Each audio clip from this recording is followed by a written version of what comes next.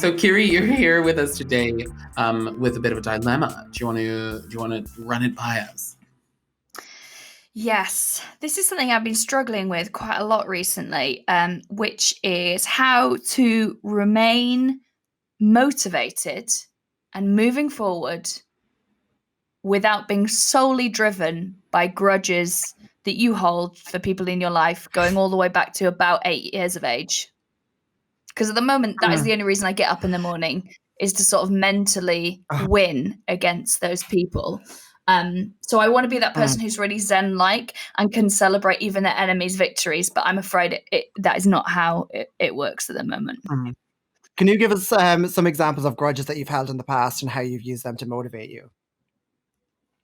So there was a girl in primary school who told me that I was too common to play with her, and I haven't spoken to her, I'd say, since leaving primary school. She was a bit older than me, and still, I'd say about once a year I check in on her on social media to try and sort of make sure that my life is better than hers.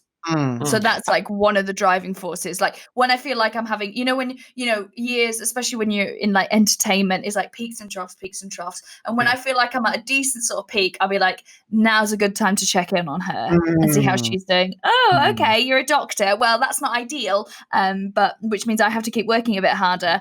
But still, I feel like comedian is better than a doctor. Well, I think ultimately, I think it saves more lives, what you're doing, frankly, Kiri. Yeah. And we've also put that girl's Facebook profile in our link in the bio in the link, so you can, anyone wants to take a look.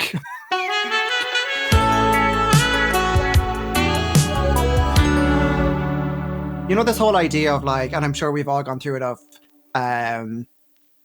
just looking back and going, oh, I wish these people in school like saw what I'm doing now. I really do think that's actually us hoping that yourself back then could see what you're doing now rather than the bullies, because nice.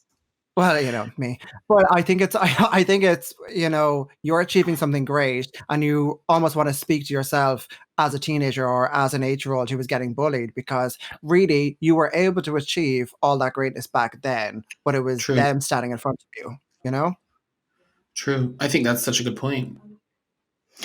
I think if I hadn't have been spoken to like that, though, I wouldn't have achieved what I think a bit of like, I'll show you.